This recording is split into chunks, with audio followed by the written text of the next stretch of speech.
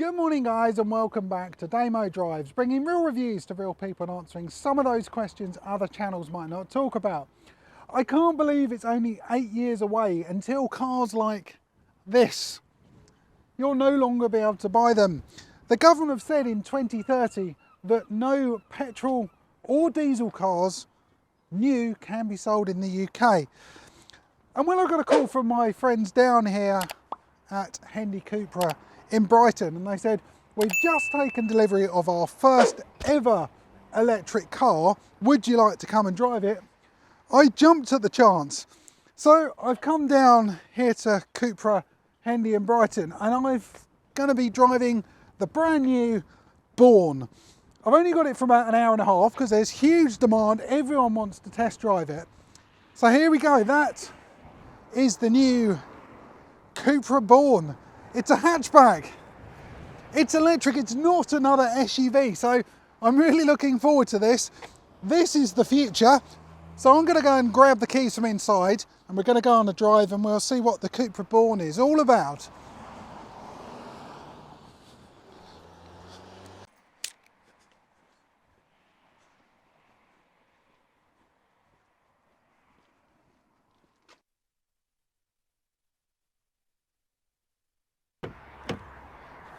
So welcome to the brand new Cupra Born. Now this is a very unusual experience as soon as you get into this car. I don't need the key, but there's nothing unusual about that. But I sit in the car, it knows I'm here because I'm sitting in the seat, and all I need to do is put it in drive or reverse, and that is it. So come on, so let's get going then. To start with, the gear selector is not down here or anywhere, it's up here. So all I need to do, because I need to go backwards, strange enough, is put it in reverse. So you just rotate it, reverse cameras come on, and that is it. Just accelerate, and we're off. So to go into drive, twist it to D, and that is it. Very quiet. I always love that with electric cars, when you pull away, absolute silence. So in this video, I haven't got the car for very long, only a couple of hours, probably an hour and a half now, because everyone wants to take this thing out for a test drive. At the moment, it's Cupra's first electric car, so I can understand why that happens. But we're going to try and do a mixture of driving. I think in sort of a month or two, when demand has gone down, I can do a bit more of a comprehensive review, a range test and things like that. But this is my sort of first driving impressions of the Cupra Born. We're going to head down into Brighton itself, into the city centre, do a bit of town driving. Then we're going to go and find some more fun roads, just try and do a mixture of things really and see what this car's like. I'm expecting quite a lot because Cupra is the sporty side of Seat. Well, let me explain a bit more about this because it's a little bit confusing. So Cupra used to make the sporty versions of Seat, and they used to be like a division within Seat itself. So you'd have the Leon, the Seat Leon, and then you'd have the Seat Cupra Leon and things like that. But they changed that in 2018 and Cupra became a company in its own right, still making sporty versions of Leons and other cars like that, but like I said, a company in its own right. So that's what this is. This is a Cupra Born, so nothing to do with Seat as such. I was a little surprised that the first car they bought out on the electric platform was actually with Cupra. It was originally, if I remember correctly, going to be called the L Born, and that was going to be Seat's car, but they moved it across to being this. I don't know why. Does it matter? Probably not, to be honest. In terms of layout in here, it's really, really nice. It is very familiar if you've driven the ID3, which this is based on, but I think this feels slightly more premium maybe than the ID3. It feels really high quality. We've got some nice touches of copper everywhere, soft materials. It feels a bit like Alcantara across the dash, soft touch on the where you rest your arm. It's just a very, very pleasant place to be. But because you don't have a central transmission tunnel, you've got this large storage area here. We've got a slider, and under here we've got cup holders, we've got a large storage area, and it's really good the fact you have got this sliding area. So if you have got anything you want to leave in the car but have it hidden away from anyone, you can put it under there. We've got a large central armrest. In fact, it's absolutely cavernous in some ways. We've got wireless charging as well, so I could pop my iPhone in there. These seats are absolutely lovely in this grey Dynamica colour. They're really supportive. This V3 model, on top of the range, it's got 12-way adjustable controls for it. You can get in a really nice position. It's got good side bolstering. They look cool. So yeah, it's just really nice. Inside is dominated by the 12-inch touchscreen, 2 inches more than you'd get in the ID3, but everything is done through here. It does take some getting used to where buttons are. There are so many options and things you can look at and play around with. I'm not going to cover that while driving because, well, it's probably a bit dangerous to start poking around too many buttons on here. The ones that really do matter, I suppose, which you'll be changing, we've got climate control on here, and you can either use these swipey buttons down the bottom, or you can press this area up here with the temperature, and that will change. The issue I have is at night. It's not just in this Cupra, or it's in Seat, it's in Volkswagens, is this doesn't light up, so you can't see that, so you have to use this up here. I'm sure once you've been driving the car for a while, it will be absolutely fine and you'd get used to it. But at first it's a bit fiddly. We have got heated seats in here, so if you want to turn them on, you can press that, then press your seat heating with 3 different settings. Now, something that is a bit frustrating I'm finding on here is the touch sensitive buttons for the likes of your cruise control and your stereo. On other Seat and Cupra models I've driven, these are physical buttons, which is absolutely fine, but for some reason I keep nudging the volume up and down with the inside of my thumb. I don't know, maybe I've got a fat thumb or something, some sort of problem with my right hand, but it's really annoying. You're sitting here and it's like, stop turning that up and down. But it's fine what they actually do, it's just the functionality on them is just, maybe they're just a bit sensitive. We are coming into central Brighton now, and this is where electric cars are absolutely brilliant. If you're doing a lot of town driving, then electric cars make a huge amount of sense. Because there's a lot of stop starting and nipping in and out of traffic, this sort of car definitely makes sense. We're not putting horrible pollutants out into the atmosphere, and petrol, diesel cars, those sort of things are really bad when it comes to stop start. But this, it's perfect, it's quiet, it's relaxed, it's nippy, it's just perfect really. It seems quite well insulated. I've hardly got any noise at all around me. I think the loudest thing is actually the fan on the car at the moment. There's not much tyre noise. You've obviously got no engine noise. We'll find out what this car's like a bit later on once we get into town. We're going into town. Once we get onto some faster roads and see what it's like. Now, we've got 2 battery options available in the Cupra Born. The model I have here today is the 58 kilowatt, and it gives you a range of around 263 miles. They do one with a bigger battery, which is a 77 kilowatt, and that will give you a range average of 335-ish ballpark. I'll put a sort of a caption down below if I've got that wrong, but somewhere around there. Now that's your range and your battery size. You've then got another option, which is e-boost mode. So if you want your car to have a little bit more performance, it gives you another 30 brake horsepower, you can option in e-boost. And if I've got it in this car, it's about £700 roughly, and it drops the 60 time from 7.1 to 6.6. So if you do want that extra bit of grunt, then you can option in that. The only issue you do have is obviously going to use more battery power. Now if you go for the top of the range or the biggest battery with the 77 kilowatt, that comes with e-boost as standard. Now when it comes to charging, you've got a few ways of doing this. You can either plug it in to a traditional 3-pin plug. I would not recommend that because it takes forever to charge your car. I'm sure it's high 20s, even low 30 hours if you're going to plug it in that way.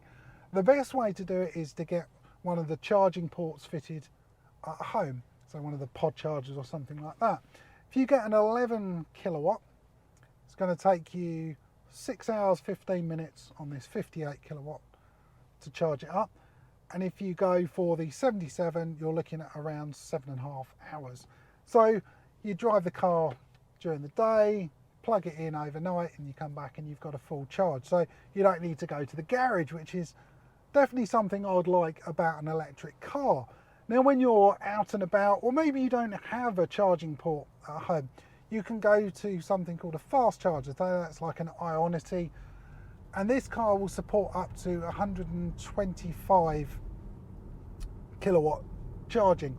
Now that in simple terms means that you can get from 5 to 80% battery in 35 minutes. So that's really, really quick. If you just put it on for 8 minutes, you can give yourself 100 kilometers more of range. So it's getting to the point now where charging your car, it doesn't mean you have to sit there for days and days actually charging your car. You can have a quick nip into your Ionity charge station or wherever it happens to be, charge your car, and then you're off again. I know people aren't necessarily happy that they've got to sit around, you know, even half an hour is an awful lot longer than getting the petrol nozzle and putting it in your car, getting a full tank in 3 or 4 minutes. I appreciate that, but at the moment electric cars are not for everyone. It depends on your lifestyle. If you are doing long distance driving a lot, I wouldn't recommend an electric car. If you're on motorways a lot, again, it's not a very efficient thing to be driving an electric car at 70 miles an hour. They're better for town driving, short driving, nipping around. Oil company car tax is a very, very good one. Huge numbers of people are going over from, you know, like a petrol over to an electric. It's going to potentially save you thousands and thousands of pounds. Now in terms of pricing then for this car, we've got a few different options here. I can't remember everything, but we have got 3 different trim levels. You've got a V1, V2 and a V3. The price difference between them as a base spec is around £2,000 more. So the base model starts at around 34,500, and you add on a couple of thousand for the V2 and a couple of more thousand for the V3. So that'd be for the 58 kilowatt. If you want to upgrade to the 77 kilowatt, so that's the one I was mentioning, it's got the longer range, you need to add on around £3,000. There are some extra options you can start adding onto your car, whether you want sunroof or certain packs. There's a number of different things that will start increasing the cost of your car. So go on the configurator and have a look at that. Now there's a couple of things which you need to be aware of when buying a Cupra Born. If you go for the longer range 77 kilowatt version, there's a couple of things that you can't have. You don't have a central seat, so it's only a 4-seater, and also you can't have a sunroof because of the extra batteries. It's around 150 kilos heavier, and the sunroof is heavier. the car becomes too heavy. So that's not an option, and not having a centre seat as well. So if you want 5 seats and a sunroof, you have to go for the 58 kilowatt version. It's going to save you £3 today. What we can also do is turn on the regenerative braking. Now, what this means is when you're slowing down, rather than using your traditional brake pads and discs to slow you down, you actually use the motor that we've got in the car that turns in reverse and turns into a generator rather than something to propel you forward. Really easy to do. We just grab the gear selector thing, turn it forward again, and it goes into B. So now if I ease off the accelerator, the car is actually going to slow down and gain a few watts of energy back in to the battery. It's probably the most efficient way of driving, especially when you're in town. Now in front of me, we don't have your traditional instrument binnacle. We've got a small digital display which has some basic information on there. Well, basically just the stuff you'd need to know. We've got the speed of the road, it will come up with your sat nav data, speed you're travelling at, battery range, and that's pretty much about it. It moves with the steering wheel, but the best thing is we've got quite a large head-up display there, and on there at the moment I've got a picture of the road ahead of me, so it's a bit like an augmented reality. And if you've got your sat nav on, it will put arrows on there, so it's a really nice thing to have. You can keep your eyes on the road and just do the simple driving things rather than looking down at controls and sat nav, which is scattered around the car if you need to. It's the only issue though, if you were using something like Google Maps or Waze, it wouldn't put it on the head-up display ahead of you. This car at motorway cruising speeds is really comfortable. It's quiet, there's very little noise. Yes, there's a bit of wind noise, but not really that much. There's not much tyre noise either. You can hear cars outside rather than your own car. So yes, I know I said it's not best for motorway driving a lot of the time, which it's not, but for doing it occasionally, then it's absolutely brilliant. I'd put on the active cruise control and just sit here and let the car almost drive itself. Now I'm going to go and find some decent roads to try this car on and see whether it deserves that Cupra badge. Originally it was going to be called the Born and be Seat, but they changed their mind. I have no idea why they changed their mind, but it doesn't matter at all. So yeah, there are some nice roads up here which we can put it in sports mode, well, performance mode, and push on and see how the car does. Now, there is an issue with electric cars, and that is weight.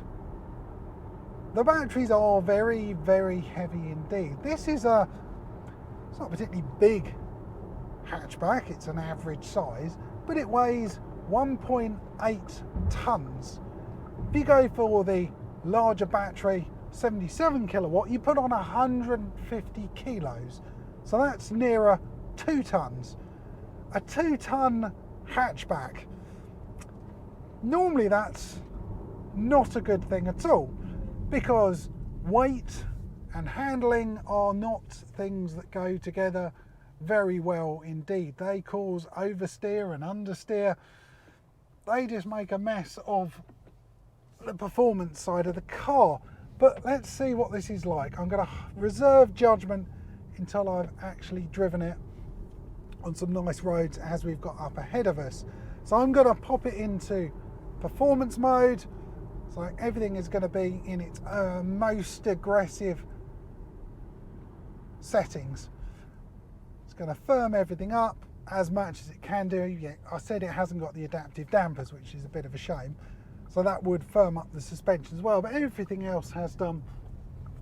And now we're on to some nice roads with a bus ahead of me. How annoying. Tell you what, this is a fun car to drive. It's that instant torque that picks you up and flings you down the road. Now this is a really good chance to see the handling. These are ridiculously tight and twisty, so I'm actually going to put it in B mode, so that's when I ease off the accelerator. It's going to cause me to brake. So I'm easing off now and it's slowing me down. These are really really tight and twisty. You need to be so careful. There's a lot of cyclists who are completely insane riding up these sort of roads, people walking, but it's not struggling at all at these speeds. I'm sure if you were pushing it more on a track, it may be having some performance issues, but the brakes feel pretty good. We are using that regenerative option at the moment. It's not going like these sort of bumps in the road we can see here. Normally the car goes quite light over there in a lot of cars I've driven, but I suppose because of that extra weight, it's really holding the car down. It's got a nice turn of speed, nice turn in. So the Cupra badge it's well deserved on this car. It's not as aggressive as something like the Leon 310 I've driven, but I don't think it's not meant to be a hot hatch. This I'd say is a warm hatch. Let's go back up this hill. Unfortunately, I've only got like 15 minutes left with the car, but it has given me a good idea what it's like. So this is where lots of torque. It's a very steep hill, this, and it absolutely rockets up there like there's nothing there at all. So here we go. Here's a very brave cyclist going up this hill, but I need to get around them. So is it clear? I can't see. There we go, clear, foot down. Yep. You need lots of power for safety reasons to get around cyclists, but it does handle well. It's rear wheel drive because we've got a single motor at the back. A little bit wobbly when you increase the speed a bit more, but